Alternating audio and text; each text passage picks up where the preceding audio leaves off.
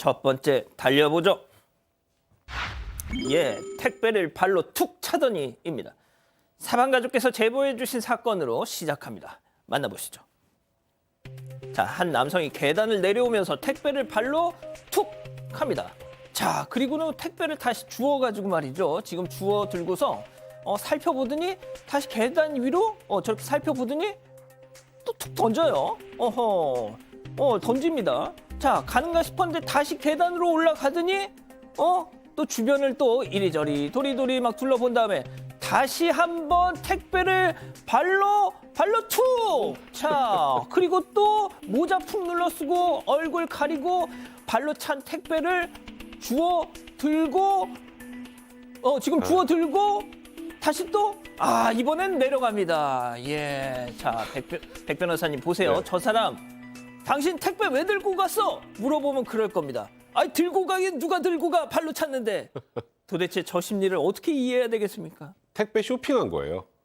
택배 쇼핑입니다. 지난 6일 토요일이죠. 오후에 대구 달서구 한 상가에서 일어난 택배 절도 사건인데 계단 내려온 남성이 택배를 차고 쓱 살펴보더니 다시 문 앞에 던져놓더니 다른 이제 택배가 강아지 기저귀하고 휴지인 걸 확인하고 원래 택배를 들고 간 겁니다. 이렇게 발로 차고.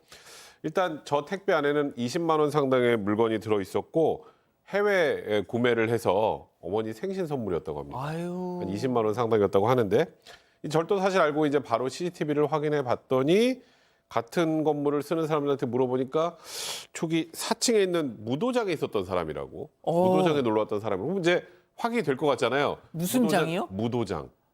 네, 무도장. 네. 네, 아쉽게도 무도장 측에 저 남성의 연락처가 없었다고 합니다.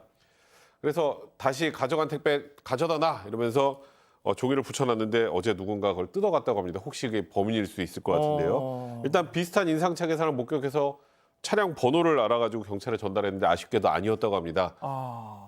경찰분들께서 사실 저 금액이 크건 적건 간에 저런 사람들은 반드시 잡아야 저런 일 다시 안 일어납니다. 저희도 저 영상을 봤는데 워낙 이게 좀 흐릿흐릿하고 얼굴을 가려놔가지고 블러를 안 쳐도 얼굴이 확인이 잘 안 되더라고요. 안타깝습니다. 자, 다음 이어가죠. 또 축제 바가지 논란입니다. 온라인 커뮤니티에서 또다시 논란이 일고 있는데요. 사진 만나보시죠. 홍천강 꽁꽁 축제에서 판매하는 음식들입니다. 자, 국수, 떡볶이, 순대가 저렇게 보이는데요. 문제는 언제나 가격입니다. 떡볶이와 국수가 각각 7,000원에 순대 한 그릇은 별이 2개 2만 원. 자, 전부 합해서 3만 원이 훌쩍 넘는 충격적인 가격. 자, 이게 말이죠. 다른 것도 문제지만 순대는 진짜 용납할 수가 없습니다. 저게 어떻게 2만 원어치냐. 네, 지금 순대가 제일 논란이 되고 있긴 한데 홍천강 꽁꽁축제입니다. 여기서도 바가지 논란이 불거지고 있습니다. 일단 그냥 일반적이어 보이는 떡볶이랑 국수가 각각 7,000원짜리입니다. 그리고 저 순대 같은 경우엔 내장 없이 양배추 샐러드만 곁들이고 있는데 저게 2만 원, 충격적인 가격이다라는 말도 덧붙어 있습니다. 그러니까 저렇게 3개 시키면요, 34,000원어치라는 겁니다. 이 논란이 되고 있는 순대와 관련해서는 이게 공장식이 아니라 찰순대라 그렇다라는 얘기도 나오긴 하는데 그래도 그렇지 너무 비싸다라는 반응이 주입니다. 이 주관사인 홍천문화재단 측은요, 이 전반적으로 높게 가격이 책정돼 있다는 걸 며칠 전에 확인했다. 업체들의 가격 내려달라고 시정 조치 요구했다고 전했습니다. 자, 교수님. 저 진짜 순대 개인적으로 되게 좋아하는데 내장 없는 순대가 저렇게 비싼다는 건 용납이 안 됩니다, 진짜. 글쎄요. 자세히 보더라도 금가루 안 뿌려져 있는 것 같은데요. 요즘에 한국 그 지방 축제가 저런 식으로 하다가 결과적으로는 그 축제 자체가 완전히 무너지는 그런 사례들이 많이 보도가 되고 있습니다. 개인으로 봐서는 몇몇 상인이 저런 식으로 단기적 이익을 취하려고 하긴 하겠지만 결과적으로는 저게 그 지역 축제가 다 이렇게 무너지는 공멸하는 방법이거든요. 그래서 지금 오늘 이 지역에 있는 지역 축제가 저희 사반에 나왔다라는 그 한 가지만으로도 이거는 돈으로 환산할 수 없는 이미지의 엄청난 훼손이라고 저는 보는데 그 지역에서 저런 행동을 하지 못하도록 자체적으로 정화를 하시지 않으면 앞으로 우리 국민들이 굉장히 지혜로워서 저거 한번 저렇게 보도되면 저기 절대 안 갑니다. 저 근데 순대 보면 찰순대 아닌 것 같은데 공장에서 공장 순대 같은데. 예. 알겠습니다. 우리 가족 여러분 이거 공장 순대라고 지금 말씀하고 계세요. 좋습니다. 자, 다음 이어가죠. 오싹한 오물 테러입니다. 아, 진짜. 자, 사방가족께서 제보해 주신 정말 평화로웠던 집에 정말 엽기적인 사건이 벌어졌습니다. 만나보시죠. 자, 모자를 푹 눌러 쓴 사람이 계단을 저렇게 저벅저벅 올라옵니다. 자, 장갑을 낀 오른손에 무언가를 들고 있는데요. 아하, 이런. 자, 문 앞으로 오더니 들어가진 않아. 자, 그러면서 한참을 서서 꼼지락꼼지락 뭘 하고 있어요. 잠시 후 다시 내려가고, 자, 집주인분이 집에 왔습니다. 아이, 나 이거 진짜 그냥 손잡이에 오물이 범벅입니다. 이게 도대체 이게 무슨 억하심정을 적길래? 네, 저게 서울 구로구의 한 빌라인데 지난해 12월부터 오물 테러가 시작이 됐습니다. 일단 지난해 12월 17일에 외출하고 돌아와 봤는데 현관 손잡이에 저렇게 개, 강아지 걸로 추정이 되는 오물이 묻은 걸 보고 경찰에 신고를 했습니다. 그리고 5일 뒤에는 이번엔 집 앞에 또 오물이 뿌려져 있어서 또 신고를 했는데 이렇게까지 했는데도 이게 재물손괴가 안 되는 것 같다 이런 이유로 경찰 출동을 안 했고 담당 형사 배정만 된 상태였다고 합니다. 이 덜컥 겁이 나다 보니까 다음날 집 앞에 CCTV 설치를 했습니다. 그리고 지난 12일 저 장면이 찍힌 겁니다. 누군가가 오물을 들고 다가오는 게 CCTV에 잡힌 거죠. 두려운 마음을 안고 친구랑 같이 그 집 앞으로 가봤는데 손잡이부터 도어락까지 역시나 이번에도 오물 범벅이었던 겁니다. 이 경찰에 신고하고 경찰 왔다 간 뒤에 친구랑 같이 이걸 치우고 있었습니다. 그런데 그 아래층에서 뭔가 욕설하는 듯한 소리가 들리는 거예요. 이게 무슨 소리지? 사람이 나왔나 해서 내려가 봤는데 사람이 나온 게 아니라 그 아래층도 자기 집 앞에 CCTV를 설치해 놨었거든요. 그런데 이걸 집 안에서 CCTV를 통해서 그 스피커를 통해서 안에서 욕설을 할 수 있는데 그 욕설을 하는 소리가 들린 거죠. 이 제보자들을 향해서 욕설을 하고 있었던 겁니다. 이게 무슨 일인가 싶어서 아랫집 문을 막 두들겨 봤는데 나오질 않습니다. 개 짖는 소리만 들렸다고 합니다. 그런데 이 사건 담당 형사가 그 처음 신고부터 지금까지 좀 바쁘고 출장 중이다 이런 이유 때문에 단 한 번도 연락이 안 됐다고 합니다. 이 늦어도 지난 월요일에는 반드시 연락하겠다라고 했는데 아직까지도 연락이 안 되고 있어서 이게 수사 진행도 안 되니까 더 답답한 상황이라고 했습니다. 자, 제보자분 혼자 사는 집에서 저런 일을 당했으니 얼마나 무서우시겠어요, 지금. 게다가 지금 제보자분은 저 사람이 아랫집 사는 사람으로 지금 추정을 하고 있습니다. 이건 뭐 본인의 제보자분의 추정이긴 한데 확정적인 증거는 없어요. 하지만 뭐 나름대로의 근거가 있는 추정인 게요. 저 다세대 주택이 굉장히 많은 사는 분들이 다 오래전부터 살았던 곳인데 아랫집 사는 사람만 3년 전에 이사를 왔대요. 근데 특이한 게 집을 온통 창문을 암막 커튼으로 가려놓고 어이구야. 종이 박스까지 써서 집안이 전혀 안 보이게 산다는 세상에. 거예요. 뭐 그걸 가지고 사람을 의심할 수는 없는데 좀 특이하긴 하지만 좀 전에 들으신 것처럼 그 아래층으로 출퇴근할 때마다 지나가야 되잖아요, 아래층을. 그러면 꼭 그 CCTV 스피커로 이 제보자분에게 욕설을 한다라는 거예요. 그 제보자로서는 의심을 할 수밖에 없는 그런 상황이고, 그래서 제가 봤었을 때는 뭐 처음에 바닥에 떨어진 거 모르겠지만 개 오물이 맞다면 손잡이에 있는 게 충분히 반력이 될 수도 있을 것 같고, 그다음에 경찰 왔었을 때 또 친구분들하고 같이 있을 때도 스피커를 통해서 욕설을 했다라면 이게 협박이나 내용에 따라서 협박이나 모욕이 될 여지도 있거든요. 이걸 좀 다시 보강을 하셔서 경찰에 다시 한번 연락을 해보시기 바랍니다. 이거 어떻게 합니까? 그러니까요. 섬뜩해서. 자, 백 변호사님께 짧게 네. 여쭐게요. 저거 재물손괴 안 되는 겁니까? 되죠. 저는 왜 저걸 재물손괴가 안 된다고 하시는지 저 잘 이해가 안 손잡이 저거 되는데. 계속 쓸수 그러니까 있겠어요? 감정적으로 쓰기 힘든 것도 재물손괴가 충분히 됩니다. 그리고 조금 전에 말씀하셨던 것처럼 모욕죄나 뭐 어떤 욕설을 했는지 저희가 모르겠습니다만 또 다른 죄도 될 수 있고 더 나아가 스토킹이 될 수도 있습니다. 그러니까. 경찰이 바쁘다고 그냥 대충 넘어갈 사안은 아닌 것 같네요. 알겠습니다. 자, 다음 이어가죠. 환각 상태 운전자입니다. 자, 도로 위에서 벌어진 아찔한 상황 만나보시죠. 자, 좌회전을 하는데요. 우와, 이거 정말 깻잎 한 장 차이로 저 행위는 피했어요. 우와, 아, 세상에. 그런데 운전자는 내리지도 않고 갑자기 후진을 하더니 자, 차를 뺐어요. 또 갈까요? 아, 이제서야 내리네. 자, 그러더니 아우, 내 차 얼마나 부서진 거야 하면서 그 와중에 또 차량 앞에를 또 살핍니다. 어쩐지 상태가 좀 스멜. 바로 마약 투약 후에 운전을 했. 자, 출동한 경찰에 긴급 체포가 됐습니다. 자, 백 변호사님. 네. 왠지 압구정 롤스로이스 신우준이 생각납니다. 저도 딱 그 생각이 났어요. 근데 지금 저 대낮입니다. 그죠? 화난 대낮이고 일요일 날 오후 1시였는데요. 성동구향 교차로에서 좌회전을 하다가 그냥 돌진을 한 겁니다. 지금 보시면 그 차단봉도 부수고 차단봉이 그냥 뭐 종이 쪽처럼 부서지고 벽까지 들이받은 그런 상황인데 바로 옆에 행인이 한 분 계세요. 정말 큰일 날 뻔했는데 일단은 지금 보시는 것처럼 사고 내고도 안 내리고 있다가 아우. 후진을 했다가 갑자기 내려서 자기 차 한번 보고 저럴 때 보통 딱 떠오르는 게 둘 중에 하나죠. 음주 아닌 마약입니다. 그래서 경찰이 출동해서 음주 여부를 검사했더니 감지되지 않아서 마약 간이시약 검사를 하니까 바로 양성 반응이 나왔다고 하는데요. 저 30대 남성은 집에서 마약 복용하고 환각 상태로 좀 차를 몰고 나온 겁니다.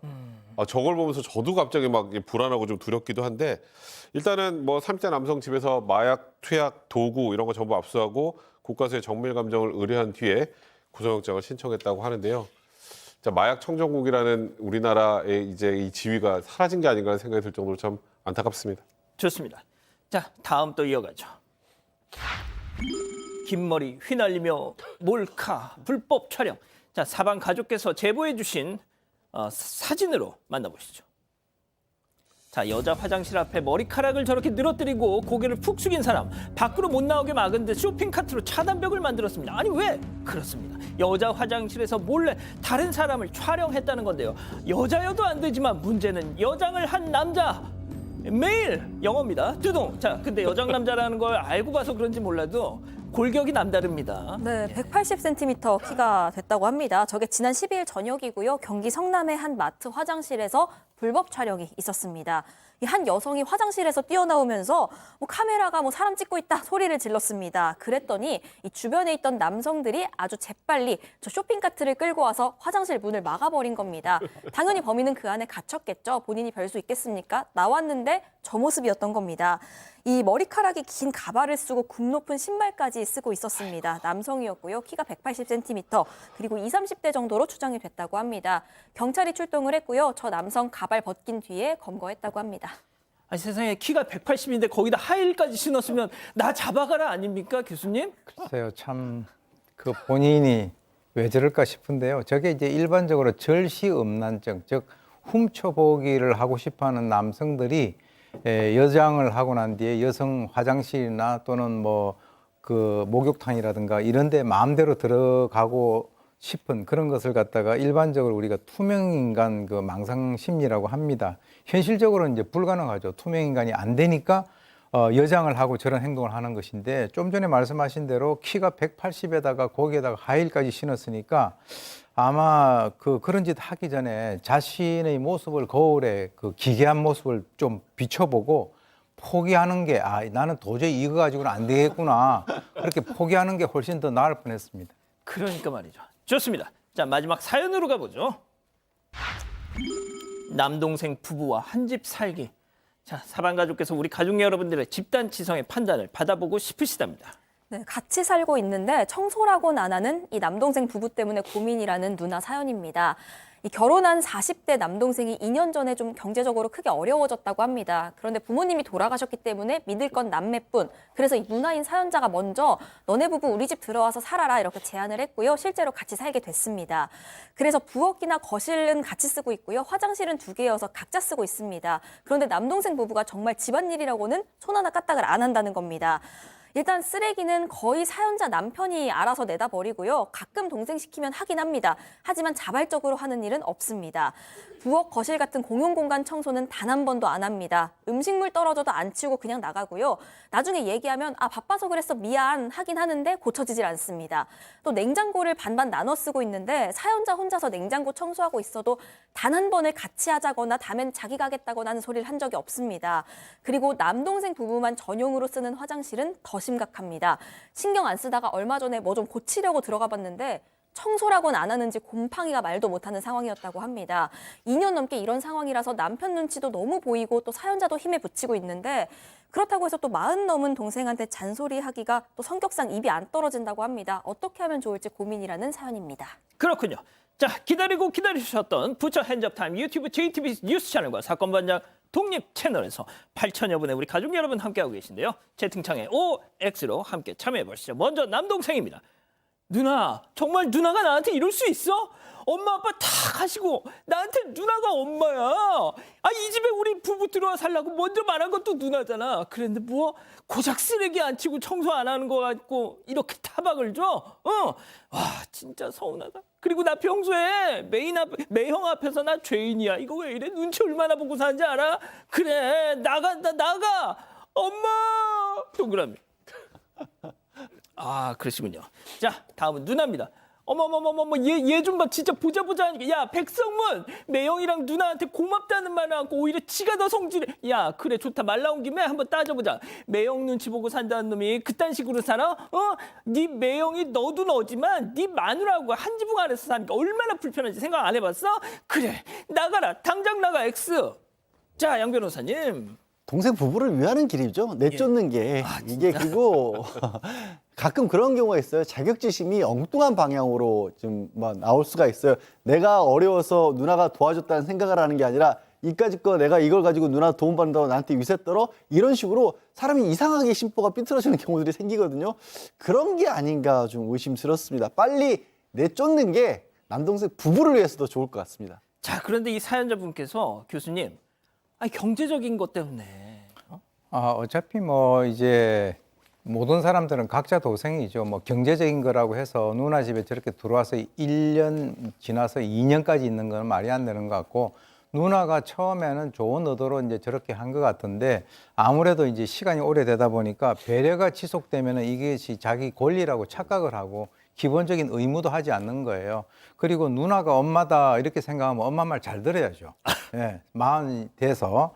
그래서 이 그 매형 같은 분이 상당히 뭐 말은 안 하고 있지만 사실은 이 그 동생 부부 둘은 사실은 자기를 처음에 배려를 해준 그 누나를 위해서라도 이렇게 하면 안 되는 건데 그렇게 할 능력이 안 된다라고 한다면 이번 기회에 좀 이렇게 그 갈라서는 것이 장기적으로 봤을 때는 좋은 관계를 유지할 수 있는 것이다 이렇게 봅니다. 오히려 나중을 위해서는 떨어지는 게 낫다. 경제적 사정이 안 좋은 이유가 뭔진 모르겠지만 사실 이 사람의 생활 습관이나 에티켓을 보면 대충 압니다. 제 생각에는 계속 이렇게 오냐오냐고 데리고 살면 그 경제적 사정은 나아질 가능성이 없어 보이고, 그리고 더 나아가서 저는 이 남동생 부부 때문에 지금 이 사연자 부부 사이가 금이 갈 수 있다는 개인적인 생각도 들어요. 아까 조금 전에 말씀하셨습니다만 호의가 계속되면 걸린 줄 아는 사람들은 나가서 시련을 좀 부딪혀보고 마줘봐야 내가 잘못했구나 압니다. 말씀하셨던 것처럼 그래야 그나마 남동생이 지금하고 다르게 변할 수 있을 것 같습니다. 제가 조금 더 이 사연자분께 여쭤봤는데, 그러니까 어떤 과거에 이제 사업을 하다가 이제 그게 잘 안 되면서 그렇게 경제적인 어려움에 직면하셨다고 하더라고요. 자, 우리 가족 여러분들 뭐라고 하시나요? 네, 일단 금색 색종이님 매형이 보살이네 하셨고요. 새냥이와 욕쟁이 할매님, 아니 딸이 저렇게도 성질이 나는데 다 큰 동생 부부가 저러면 진짜 한 대 때릴 수도 없고 어떡하죠 하셨고요. 달팽이님, 대체 누가 얹혀 사는 거냐? 원영애님, 더 이상하기 전에 따로 살아야 합니다. 이런 의견 주셨습니다.